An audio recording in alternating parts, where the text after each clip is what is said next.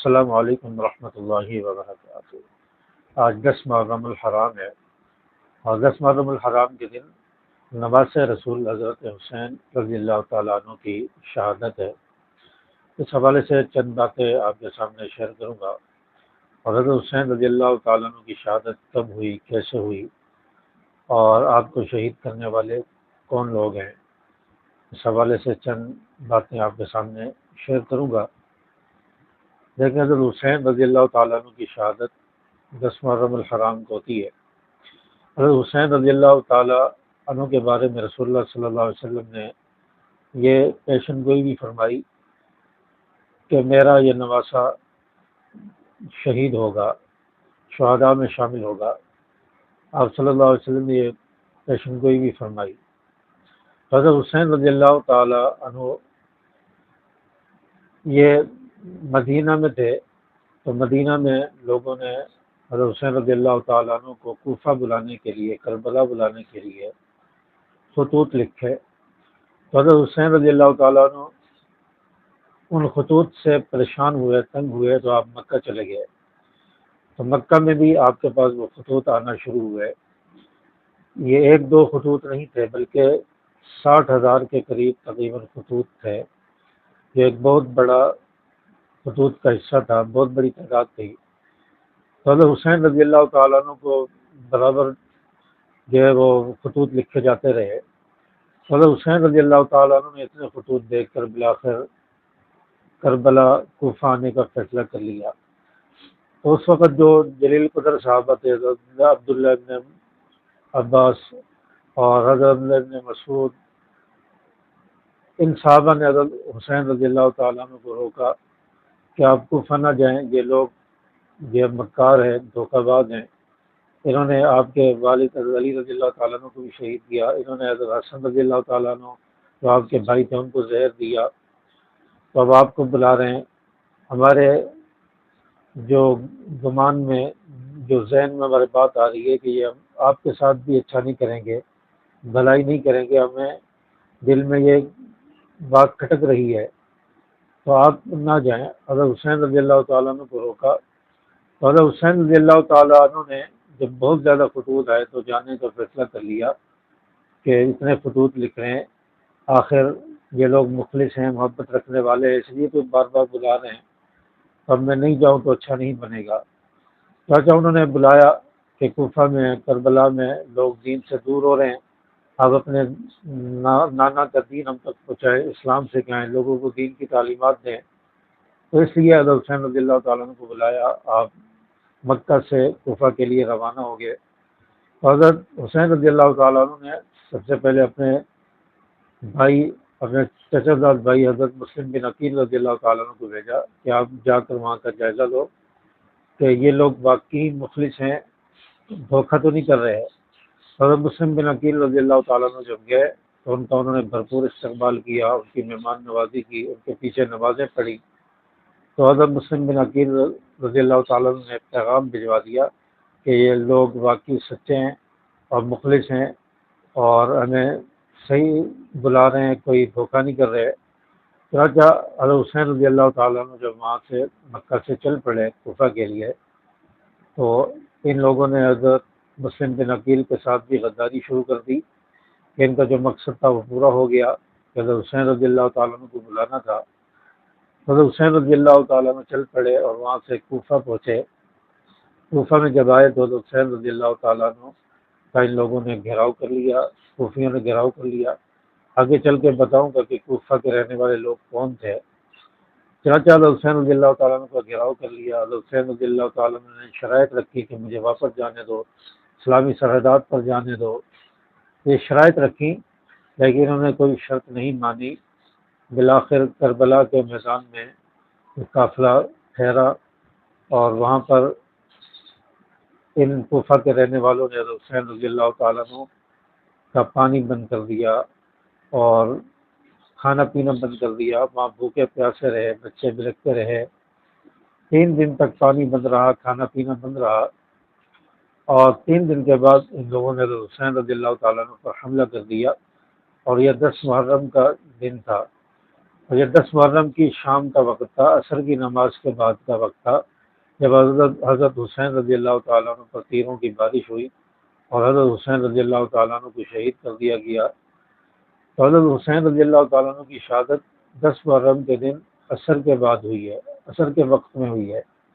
اب یہاں پر آپ یہ بات سوچیں کہ جو لوگ حضرت حسین رضی اللہ تعالیٰ عنہ سے محبت کا اظہار کرتے ہیں، ان کے غم میں روتے ہیں، ماتم کرتے ہیں، سینہ کو بھی کرتے ہیں، گربان چاک کرتے ہیں، یہاں تک کہ جو کچھ ہاتھ میں آتا ہے وہ سب اپنے جسم پر مارتے ہیں، چھری ہو، تلوار ہو، چاقو ہو، نیزہ ہو، خنجر ہو، زنجیر ہو، جو کچھ ان کے ہاتھ میں آ جائے سب اپنے جسم پر مارتے ہیں، اپنے جسم کی پرواہ نہیں کرتے اور غم حسین میں سب کچھ کرنے کے لیے تیار ہو جاتے ہیں۔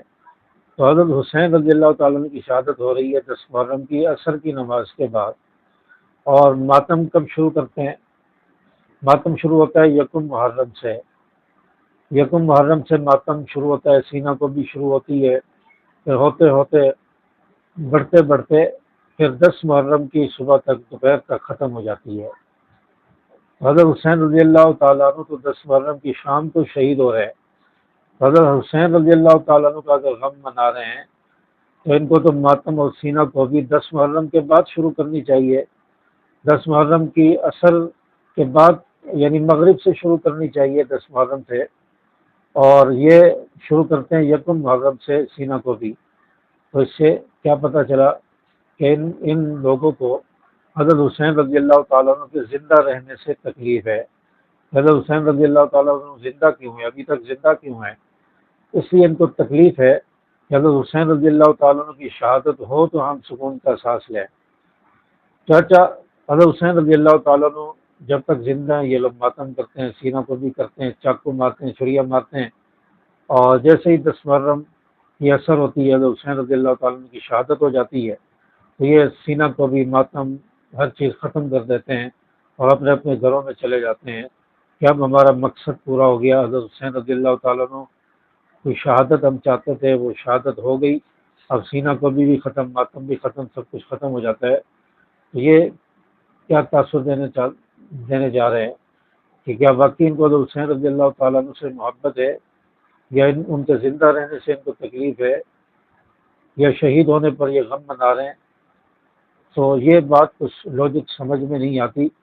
آپ حضرات کے ذہن میں کوئی رائے ہو اس حوالے سے، کوئی کمنٹس دینا چاہے تو آپ اپنی رائے کا اظہار ضرور کریں کہ ان کا ماتم کرنا کیسا ہے، کیوں ہے، اس حوالے سے آپ ضرور بتائیں کمنٹس کے اندر۔ چنانچہ حضرت حسین رضی اللہ تعالیٰ عنہ کی شہادت 10 محرم کو ہو جاتی ہے، اور 10 محرم اہل بیت اور رسول اللہ صلی اللہ علیہ وسلم کے نواسوں کے گھر میں آپ صلی اللہ علیہ وسلم کی لاڈلی بیٹی حضرت فاطمہ الزہرا رضی اللہ تعالیٰ عنہ کے گھرانے کے لیے، حضرت علی رضی اللہ تعالیٰ عنہ کے گھرانے کے لیے بہت غمناک دن تھا، بہت ہی افسوسناک دن تھا کہ جب آپ کے صاحبزادیوں پر حملہ ہوتا ہے اور نواسے شہید ہو جاتے ہیں۔ تو حضرت حسین رضی اللہ تعالیٰ عنہ کی شہادت وہ 10 محرم کی شام کو ہوتی ہے، اور کربلا کے میدان میں حضرت حسین رضی اللہ تعالیٰ عنہ شہید ہوئے، اور کربلا میں حضرت حسین رضی اللہ تعالیٰ عنہ کو بلایا گیا، یعنی کوفہ کے اندر جو کربلا سے 7 کوفہ ہے تھوڑے فاصلے پر، وہاں حضرت حسین رضی اللہ تعالیٰ عنہ پہنچے، اور حضرت حسین رضی اللہ تعالیٰ عنہ کو شہید کرنے والے کوفہ کے لوگ تھے۔ اب سوال ہوتا ہے کہ کوفہ میں کون لوگ رہتے تھے؟ تو کوفہ میں رہنے والے اہل تشیع تھے، شیعہ مکتب فکر کے لوگ تھے، وہ رہتے تھے۔ تو آپ کہیں گے کہ وہاں تو مسلمان بھی ہو سکتے ہیں، سنی بھی ہو سکتے ہیں، وہ بھی رہتے ہوں گے۔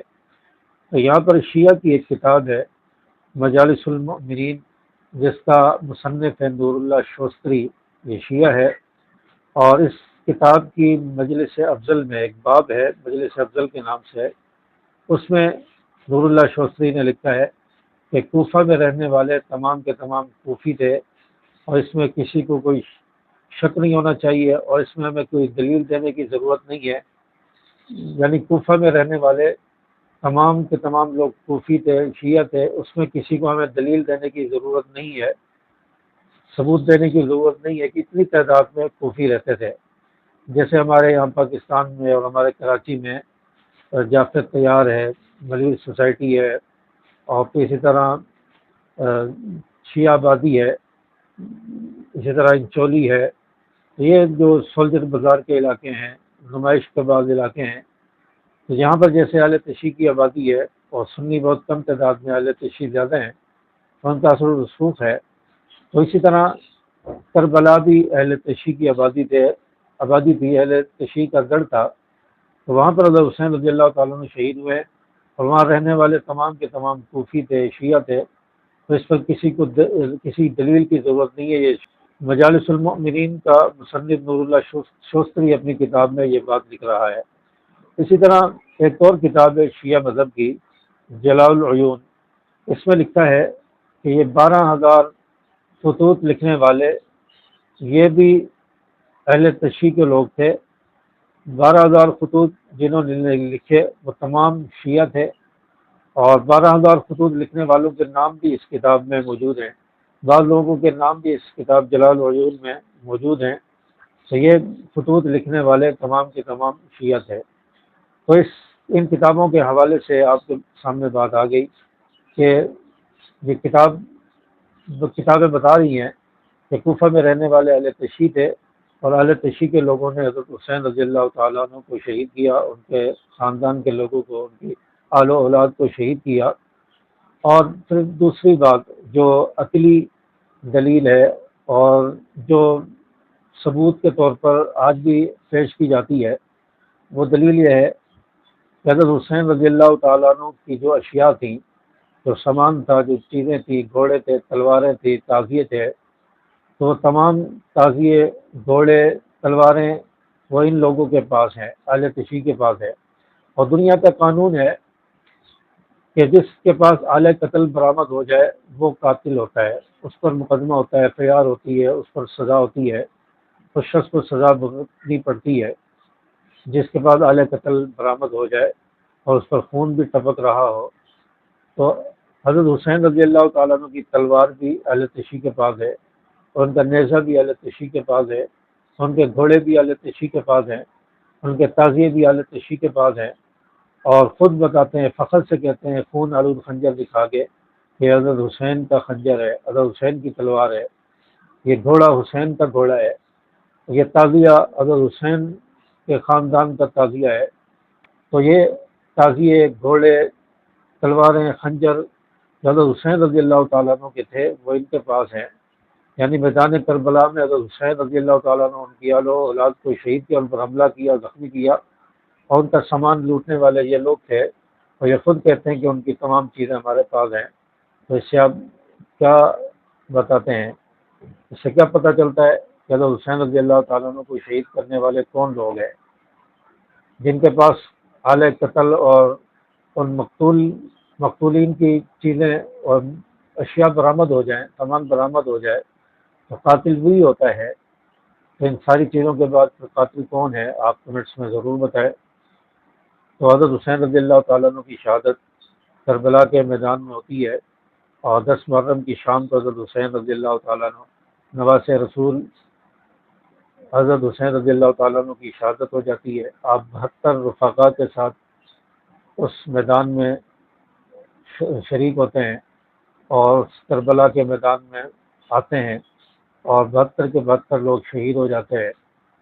اور حضرت حسین رضی اللہ تعالیٰ عنہ کے خاندان کے لیے، اہل بیت کے لیے یہ دن بہت ہی غمناک دن تھا، بہت ہی افسوسناک دن تھا. اور پورا کے پورا گھرانہ لٹ گیا اور شہید ہو گیا. حضرت حسین رضی اللہ تعالیٰ عنہ کی شہادت 10 محرم الحرام کی شام کو ہوتی ہے. اللہ تبارک و تعالیٰ حضرت حسین رضی اللہ تعالیٰ عنہ کے درجات کو بلند فرمائے، ان کی شہادت کو قبول فرمائے. حضرت حسین رضی اللہ تعالیٰ عنہ وہ ہے کہ جب ان کی شہادت ہوتی ہے، تیر لگتا ہے، تو حضرت حسین رضی اللہ تعالیٰ عنہ نماز کی حالت میں تھے، کربلا کے میدان میں نماز پڑھ رہے تھے، اور تیمم کر کے نماز پڑھ رہے تھے کیونکہ پانی بند تھا، کھانا پینا بند تھا. تو حضرت حسین رضی اللہ تعالیٰ عنہ تیمم کر کے نماز ادا کر رہے تھے. لیکن حضرت حسین رضی اللہ تعالیٰ عنہ نے اس موقع پر بھی، جب آپ کا گھیراؤ ہو گیا، محاصرہ ہو گیا اور خطرات منڈلا رہے، آپ شہید ہو جائیں گے، آپ کے ساتھ غداری ہو گئی ہے، اس موقع پر بھی حضرت حسین رضی اللہ تعالیٰ عنہ نے اپنے نانا کے دین کو بچایا ہے، دین کے ساتھ غداری نہیں کی، نانا کے دین کے ساتھ غداری نہیں کی، جھکے نہیں ہیں، بکے نہیں ہیں، اور اب دین کو نہیں چھپایا، اور کمر پیٹ نہیں پھیری، منہ نہیں پھیرا۔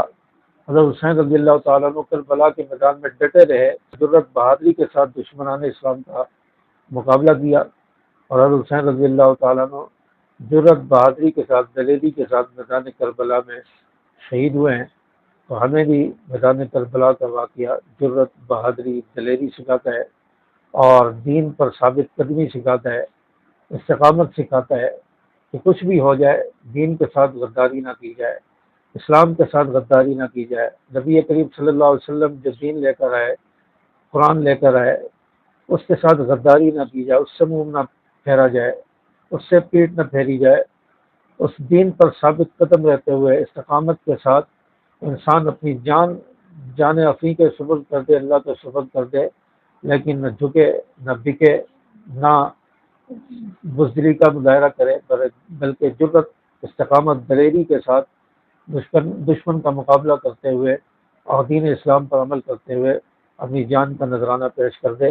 تو حضرت حسین رضی اللہ تعالیٰ عنہ کا واقعہ ہمیں یہ جذبہ، جرت، بہادری سکھاتا ہے، نہ کہ غم، ماتم اور سینہ کو بھی سکھاتا ہے۔ غم کرنا، سینہ کو بھی کرنا، ماتم کرنا، اس کے بارے میں رسول اللہ صلی اللہ علیہ وسلم کی حدیث ہے۔ حضرت عبداللہ مسعود رضی اللہ تعالیٰ عنہ اس حدیث کے راوی ہیں، فرماتے ہیں کہ رسول اللہ صلی اللہ علیہ وسلم فرمایا کہ جو شخص رخسار پیٹے، جو شخص اپنے گریبان پھاڑے اور دور جاہلیت کی رسم کو پورا کرے، دور جاہلیت والے کام کرے، وہ ہم میں سے نہیں ہے، اس کا ہمارے ساتھ کوئی تعلق نہیں ہے۔ رسول اللہ صلی اللہ علیہ وسلم کی حدیث مبارکہ ہے۔ تو ماتم کرنے والے، سینہ کو بھی کرنے والے، گریبان پھاڑنے والے، ان کا اسلام کے ساتھ کوئی تعلق نہیں ہے۔ یہ حدیث ہمیں بتا رہی ہے، بخاری شریف کی حدیث ہے۔ اللہ تبارک و تعالی ہمیں حضرت حسین رضی اللہ تعالیٰ عنہ والی جرت، استقامت نصیب فرمائے۔ السلام علیکم ورحمۃ اللہ۔